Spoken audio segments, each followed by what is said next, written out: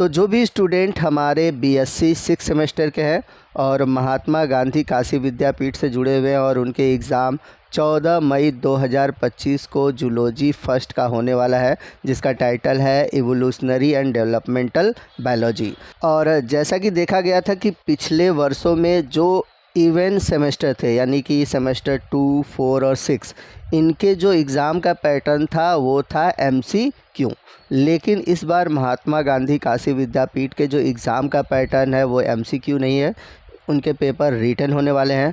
तो आप में से बहुत सारे स्टूडेंट के डाउट है कि सर पेपर कैसा आएगा, पेपर का पैटर्न कैसा होगा और किस तरह के क्वेश्चन देखने को मिलेंगे।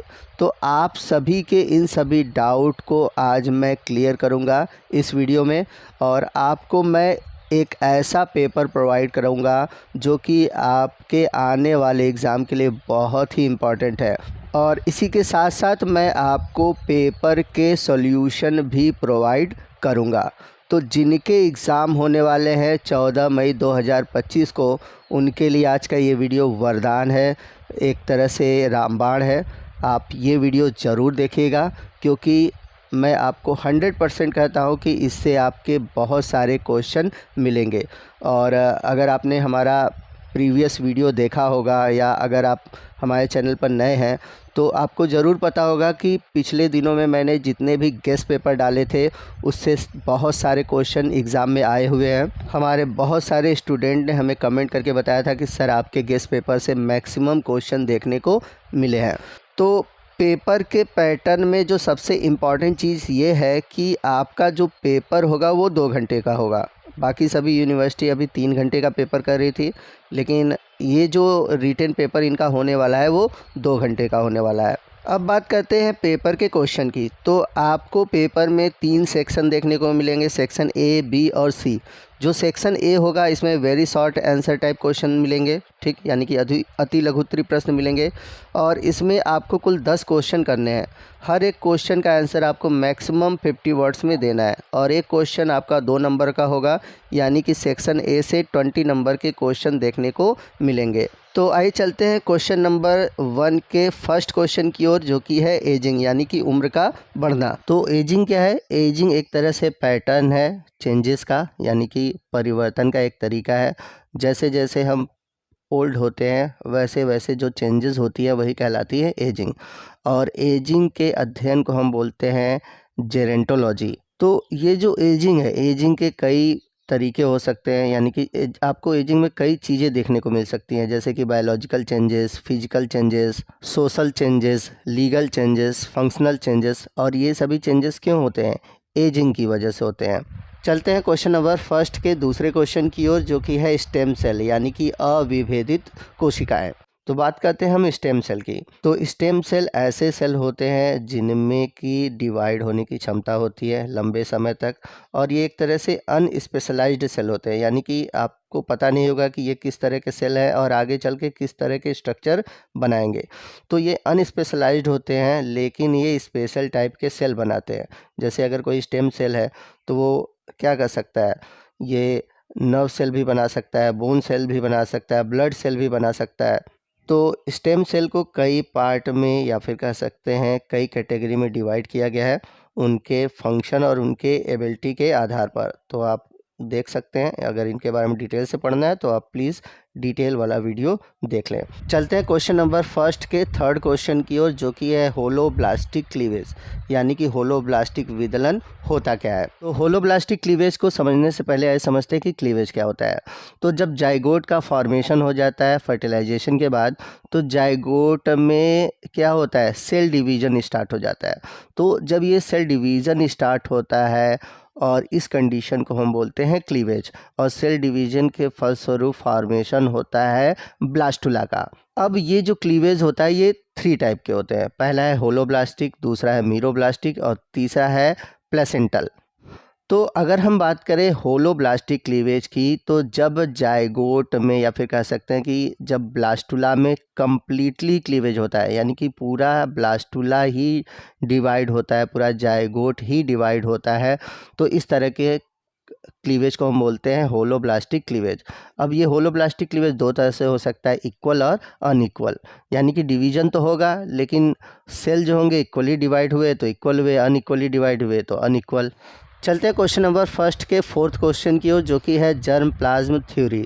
तो जर्म प्लाज्म सिद्धांत क्या होता है, आइए इसको समझते हैं। तो अगर हम बात करें जर्म प्लाज्म थ्योरी की, तो इसको अगस्त विज़मान ने 1892 में दिया था और इन्होंने लैमार्क के थ्योरी को सबसे ज़्यादा क्रिटिसाइज़ किया था। और उसको क्रिटिसाइज़ करने के लिए उन्होंने चूहे की 21 जनरेशन तक पूंछ काटी, लेकिन उसका रिजल्ट ये रहा कि किसी भी जनरेशन में चूहे की पूंछ खत्म तो होना तो दूर की बात थी, थोड़ा सा छोटा भी नहीं हुआ। तब इसके बाद विज़मान ने अपने खुद का एक सिद्धांत दिया जो कि हेरिडिटरी के लिए था, और वो थ्योरी था जर्मप्लाज्म थ्योरी। तो इस थ्योरी के अकॉर्डिंग उनका कहना था कि जो मल्टी सेलुलर ऑर्गेनिज्म होते हैं उनमें दो तरह के सेल होते हैं। एक तो होता है सोमैटिक सेल, दूसरा होता है जर्म प्लाज्म सेल, या जिसे हम बोलते हैं जर्म सेल। जैसे अगर हम एग्जाम्पल के रूप में बात करें तो अगर गैमिट को छोड़ दिया जाए तो जो हमारे गैमिट होते हैं वो जर्म सेल होते हैं, और बाकी जो पूरी बॉडी है वो कैसी सेल है, सोमैटिक सेल है। तो हमारे सोमैटिक सेल में जो कैरेक्टर होते हैं वो हेरिटेबल नहीं होते, यानी कि वो पीढ़ी दर पीढ़ी नहीं जाते, जबकि जर्म सेल में जो कैरेक्टर्स होते हैं वो जनरेशन टू जनरेशन ट्रांसमिट होते हैं। जैसे अगर हम बात करें कि कोई लोहार है तो लोहार का बेटा लोहार क्यों नहीं हो सकता, या पहलवान का लड़का पहलवान नहीं हो सकता, क्यों नहीं हो सकता, क्योंकि उसने अपने पूरे लाइफ में जो भी कैरेक्टर अडॉप्ट किए हैं वो अपने सोमैटिक सेल में अडॉप्ट किए हैं, ठीक है। लेकिन अगर उनका कैरेक्टर जाना होगा तो कौन सा कैरेक्टर जाएगा, जो कि उनके जर्म सेल में है। तो जर्म सेल के कैरेक्टर ही हेरिटेबल होते हैं। इसके बाद अगला जो क्वेश्चन है वो है लैमार्किज्म, यानी कि लैमार्कवाद। तो लैमार्किज्म के बारे में सभी ने पढ़ा होगा। उनका जो मेन कंसेप्ट था, उनका जो मेन थ्योरी था वो था theory of inheritance of acquired character, यानी कि जो भी हम कैरेक्टर अपने जीवन में पाते हैं वो पीढ़ी दर पीढ़ी जाते हैं। जैसा कि उन्होंने एग्जाम्पल के रूप में जिराफ के बारे में बताया था, और उन्होंने कहा था कि अफ्रीका के जो जिराफ थे स्टार्टिंग में छोटे थे, ठीक है, जैसे बकरी नहीं होते कुछ उस तरह, लेकिन उस समय जो घास थे छोटे छोटे थे तो आसानी से वो खा लेते थे। लेकिन जैसे जैसे पेड़ लंबे हुए, घास खत्म हुए, तो उन्होंने अपने गर्दन को ऊंचा करना स्टार्ट किया, और धीरे धीरे उनकी जो गर्दन थी और आगे के पैर थे वो लंबे हुए, और ये जो कैरेक्टर उन्होंने प्राप्त किया, ये कैरेक्टर क्या थे, एक्वायर्ड थे। अब धीरे धीरे ये जो कैरेक्टर थे ये इनके आने वाले जनरेशन में जाने लगे, इसलिए इसे बोला गया इनहेरिटेंस ऑफ एक्वायर्ड कैरेक्टर। तो लैमार्किज्म के बारे में आपको क्या लिखना है, कैसे डिस्क्राइब करना है, यहाँ पे शॉर्ट में मैंने आंसर दे रखा है, और अगर आप डिटेल से चाहते हैं तो मैंने डिटेल से वीडियो बनाया हुआ है, आप वो वीडियो देख लीजिए। चलते हैं अगले क्वेश्चन की ओर। अगला क्वेश्चन है रिकैप्सुलेशन थ्योरी, यानी कि पुनरावृत्ति का सिद्धांत। रिकैप्सुलेशन थ्योरी दिया था अर्नेस्ट हैकल ने, और इस थ्योरी को ओंटोजेनी रिकैप्सुलेशन फाइलोजेनी भी कहते हैं। तो ओंटोजेनी का मतलब क्या है, डेवलपमेंटल बायोलॉजी से रिलेटेड है, यानी कि एम्ब्रियोनिक डेवलपमेंट, किसी भी इंडिविजुअल ऑर्गेनिज्म का कैसे एम्ब्रियो डेवलप होता है उसको हम बोलते हैं ओंटोजेनी। फाइलोजेनी का मतलब है इवोल्यूशनरी हिस्ट्री किसी स्पीसीज़ का, और रिकैप्सुलेशन का मतलब होता है रिपीट होना। तो कहने का मतलब ये है कि किसी भी ऑर्गेनिज्म में आप देखेंगे तो उसका जो एम्ब्रियोनिक डेवलपमेंट है, जो स्टार्टिंग का एम्ब्रियोनिक डेवलपमेंट होता है, ठीक है, वो कहीं ना कहीं से इवोल्यूशन को रिपीट करता है, इवोल्यूशन को दिखाता है। जैसे आप फिश, रेप्टाइल, बर्ड और मानव के एम्ब्रियोनिक डेवलपमेंट को देखोगे तो स्टार्टिंग के जो एम्ब्रियो होते हैं वो सब इन सभी के एक जैसे दिखाई देंगे, यानी कि इन सभी का जो एम्ब्रियोनिक डेवलपमेंट होता है ये एक जैसा होता है, और इसी को हम बोलते हैं रिकैप्सुलेशन थ्योरी। चलते हैं क्वेश्चन नंबर फर्स्ट के क्वेश्चन नंबर 7 की ओर, जो कि है एलील्स। तो एलील को समझने से पहले हमें जीन के बारे में समझना होगा। तो जैसा कि हम सभी जानते हैं कि किसी भी स्पेसिफिक कैरेक्टर को कंट्रोल करने के लिए होते हैं जीन। जैसे कि अगर आँखों का कलर है, ब्राउन है, ब्लू है, ठीक, तो इसके लिए एक स्पेसिफिक जीन होगा। अब एलील्स क्या है, एलील्स जो होते हैं वो जीन के अल्टरनेटिव फॉर्म होते हैं, यानी कि alternative form of gene is called allele. जैसे कि अगर आँखों का कलर है ब्लू, तो ब्लू के लिए अलग एलील, ठीक, ब्राउन कलर के लिए अलग एलील, ठीक है। तो जीन कैरेक्टर के लिए होते हैं और उस कैरेक्टर के लिए जो अल्टरनेटिव फॉर्म होते हैं वही होते हैं एलील्स। चलते हैं अगले क्वेश्चन की, और अगला क्वेश्चन है यानी कि क्वेश्चन नंबर 8 है जीन पूल। जीन पूल क्या होता है, आइए समझते हैं। तो जैसा कि हम सभी जानते हैं कि किसी भी पॉपुलेशन में एक ही तरह के स्पीसीज़ होते हैं, और उन सभी स्पीसीज़ के जितने जीन होते हैं अगर हम उनको टोटल करें तो वो कहलाता है जीन पूल। यानी कि किसी स्पेसिफिक पॉपुलेशन में उपस्थित जितने भी इंडिविजुअल है, जितने भी स्पीसीज़ हैं, उनके जीन का जो सम होता है, जो टोटल होता है, वही कहलाता है जीन पूल। चलते हैं क्वेश्चन नंबर 9 की ओर, जो कि है आर्कीबैक्टीरिया। तो आर्कीबैक्टीरिया क्या होता है? तो आप सभी बैक्टीरिया तो ज़रूर जानते होंगे कि बैक्टीरिया जो है एक प्रोकैरियोटिक यूनिसेलुलर ऑर्गेनिज्म होता है। तो बैक्टीरिया और आर्कीबैक्टीरिया में डिफरेंस क्या है? तो आपको बता दें कि आर्कीबैक्टीरिया भी एक प्रकार का बैक्टीरिया है, बट ये एक ओल्डेस्ट लिविंग ऑर्गेनिज्म है। यानी कि जब पृथ्वी पर जीवन की उत्पत्ति हुई थी तो उस समय जो सबसे पहले जो जीव आया था वो प्रोकैरियोटिक जीव आया था, और वही प्रोकैरियोटिक जो जीव है या फिर बैक्टीरिया है वही कहलाता है आर्कीबैक्टीरिया। अब इस बैक्टीरिया की एक खासियत थी कि ये किसी भी एडवर्स कंडीशन में अपने आप को सरवाइव कर लेता था, चाहे बहुत ज़्यादा टेम्परेचर हो या फिर बहुत अधिक अमाउंट में सॉल्ट हो या फिर इन्वायरमेंट में बहुत कम ऑक्सीजन मौजूद हो। तो इन सभी एडवर्स कंडीशन में ये अपने आप को एडाप्ट करता था। तो जीवन की उत्पत्ति के समय जो सबसे पहले सेल आया वो था आर्कीबैक्टीरिया। चलते हैं क्वेश्चन नंबर 1 के लास्ट क्वेश्चन यानी कि क्वेश्चन नंबर 10 की ओर, जो कि है प्रोटोबायोन्ट्स। तो बात आती है प्रोटोबायोन्ट्स क्या है। तो प्रोटो का मतलब क्या होता है? फर्स्ट, ठीक है। बायोन्ट्स का मतलब यहाँ पर क्या है? लाइफ। यानी कि जब पृथ्वी की उत्पत्ति हुई तो टेक्निकली देखा जाए तो कोई सेल नहीं था, मतलब कोई जीव नहीं थे। तो हम सभी जानते हैं कि सबसे पहले समुद्र में ही जीवन की उत्पत्ति हुई, लेकिन ये उत्पत्ति कैसी थी? ऑर्गेनिक डेवलपमेंट था। यानी कि कैसे छोटे छोटे ऑर्गेनिक मटेरियल मिलकर फॉर्मेशन किए एक तरह से मेम्ब्रेन का। तो जो प्रोटोबायोन्ट्स थे ये एक प्रकार के मेम्ब्रेन थे, या फिर कह सकते हैं एक तरह से प्रिमिटिव सेल मेम्ब्रेन थे, जिसके अंदर आपको डीएनए या फिर आरएनए एक तरह से जेनेटिक इन्फॉर्मेशन के रूप में देखने को मिलते थे। और इस वजह से इनमें कैटेलिक एक्टिविटी होती थी, यानी कि एंजाइमेटिक एक्टिविटी थी, और इनमें स्वतः द्विगुणन की क्षमता भी पाई जाती थी।